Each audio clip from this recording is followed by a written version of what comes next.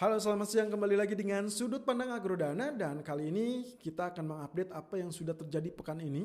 Karena kemarin jika Anda simak di dalam Sudut Pandang Agrodana hari Senin, outlook untuk agenda penting di pekan ini sudah saya sampaikan, terutama ECB ya. Nanti sore akan terjadi ECB. Lalu kemudian apa yang sudah terjadi dalam 3 hari terakhir, kurang lebih BOE muncul secara tak terduga dengan melakukan pemangkasan suku bunga sebesar 50 basis poin. Ini mengikuti langkah Fed sebelumnya. Jadi jangan kaget kalau dalam beberapa hari ke depan itu pun akan dilakukan dengan bank sentral lainnya. Kita tinggal tunggu BOJ dan Fed kemudian di tanggal 18-19 ya. Secara agenda resminya kurang lebih tanggal sekian, tapi mungkin saja akan muncul secara dadakan seperti yang sudah-sudah.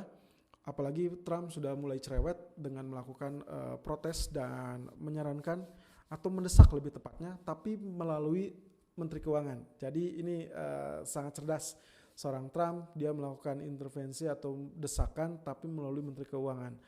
Dia minta kepada Mnuchin, sampaikan kepada Powell untuk mereka atau Fed kembali lakukan stimulus dan lebih banyak stimulus lagi. Any kind of stimulus dari bank sentral, saya rasa itu akan sangat bagus dampaknya untuk gold. Meskipun kali ini gold sudah nampak terjun bebas, 1.700 turun ke 1630. Wow, 70 poin teman-teman dalam 3 hari terakhir. Saya rasa ini bukan suatu hal yang fantastis, dalam artian fantastis positif, karena beberapa investor cenderung melihat ini sebagai keraguan.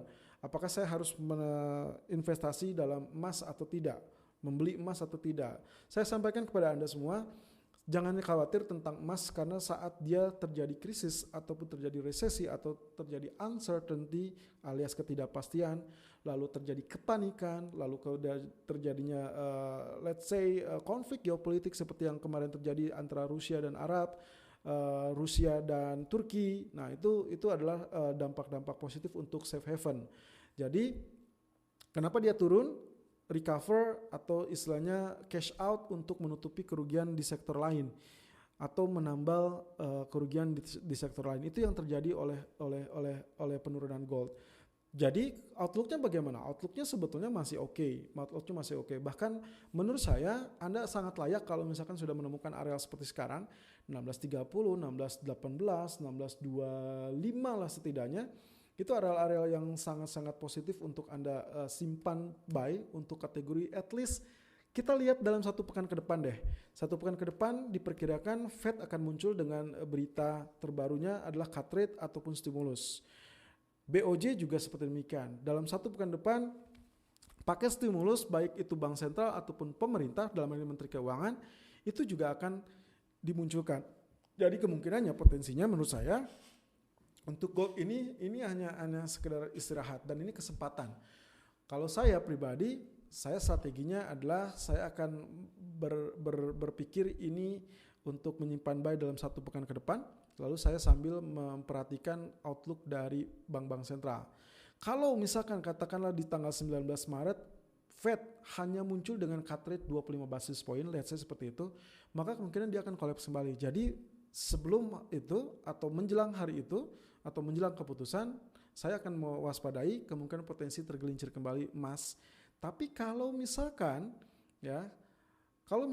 ternyata dia pangkas 50 basis point, wow, itu berarti saya dapat bonus yang sangat-sangat wow.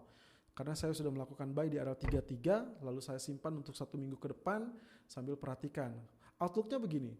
Perkiraan saya, market sudah akan mengantisipasi kemungkinan cut rate berikutnya. Sekitar 25 basis point itu tidak akan mengejutkan pasar dan kemungkinan akan berdampak sementara. Artinya, dalam 1 pekan ke depan, kalau dia naik sampai let's see 1655 atau 1660, ya, katakanlah dalam 1 pekan ke depan, jadi range-nya tetap sideways bolak-balik di area tersebut, tapi perlahan dia naik gitu ya, setelah penurunan ini. Berarti, let's say targetnya sekitar 20 atau 30 poin ke depan. Nah, begitu menjelang rilis data atau menjelang pengumuman, kalau ternyata 25 basis point, maka dia akan kembali turun karena sudah tidak surprise lagi dan emas akan tergelincir tanpa ekspektasi apapun.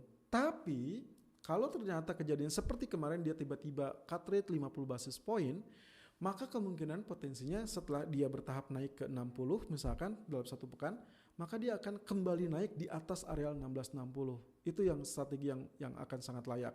Oleh karenanya itu sangat layak untuk dinantikan. Lalu bagaimana dengan ECB nanti sore? Nanti sore ECB peluangnya akan melakukan cut rate atau tidak? Well, bocorannya sebetulnya ini sudah ada desakan dan Christine Lagarde sebagai Presiden ECB sudah melihat situasinya sangat-sangat tidak kondusif untuk ECB tidak bertindak. Apalagi dengan kondisi virus corona sudah meradang, mewabah sampai benua Eropa. Italia sudah ditutup teman-teman, sudah shutdown dan kemungkinan potensinya ini akan mengganggu aktivitas ekonomi ke depan. Banyak orang dirumahkan, ingat bahwa pekerja atau kita sebutnya dengan employee, kalau misalkan ternyata banyak yang bekerja di rumah itu tidak akan efektif. Ya, mau seperti apapun. Lalu kemudian aktivitas industri juga akan otomatis terganggu. Meskipun sebetulnya yang punya wabah kita katakan seperti itu, China itu sudah relatif lebih baik ya kondisinya. Tapi karena ini sudah menjadi pandemi global dan sudah menyerang ke semua negara, saya khawatirnya ini akan menjadi sesuatu hal yang bumerang, baik itu untuk ekonomi ataupun outlook ke depannya. Nah, makanya sebetulnya setelah membereskan ini, kurang lebih ada masa sekitar 6 atau mungkin 8 bulan ke depan itu untuk masing-masing negara bebenah. Nah, saya khawatirkan timing itulah yang belum tentu akan terselesaikan dengan cepat karena dampaknya masih cukup lama. Terkait dengan vaksin yang menurut informasi yang beredar atau rumor yang beredar, beberapa ilmuwan dari beberapa negara berlomba-lomba untuk menciptakan atau menemukan vaksin. That's good. Tapi yang jadi perkara adalah balik lagi dengan statement yang disampaikan oleh WHO, butuh setidaknya 3 bulan untuk uji klinis terhadap binatang dulu, lalu kemudian 6 bulan untuk ke manusia dan 18 bulan total untuk kategori sampai dipatenkan atau kurang lebih diedarkan dalam diperbanyak dan diedarkan ya, kurang lebih itu. Jadi patokan itu yang saya rasa akan sangat sulit, terutama kalau kita bicara tentang indeks GDP ya. GDP itu per kuartal bagaimana, GDP 1-2 itu akan menjadi tolak ukur karena GDP 1 nanti akan dirilis kurang lebih kan kuartal 1 itu berakhir di bulan Maret. Jadi kita akan lihat di bulan April outlooknya akan seperti apa. Termasuk juga nanti kuartal kedua berikutnya. Jadi itu yang secara beruntun 2 kuartal berikutnya itu akan relatif terkendala. Kurang lebih seperti demikian. Jadi menurut saya ECB nanti malam itu akan surprisingly akan melakukan pemangkasan baik itu deposit rate ataupun suku bunga acuannya. Atau mungkin juga menambahkan paket stimulusnya. Tapi yang jadi perkara adalah berapa besar. Kalau ternyata tidak terlampau besar, maka kemungkinan potensinya dia tidak akan terlampau berdampak sangat positif. Ya, kurang lebih seperti itu. Jadi harap perhatikan sisa 2 hari ini di pekan ini ECB akan menjadi fokus perhatian kita.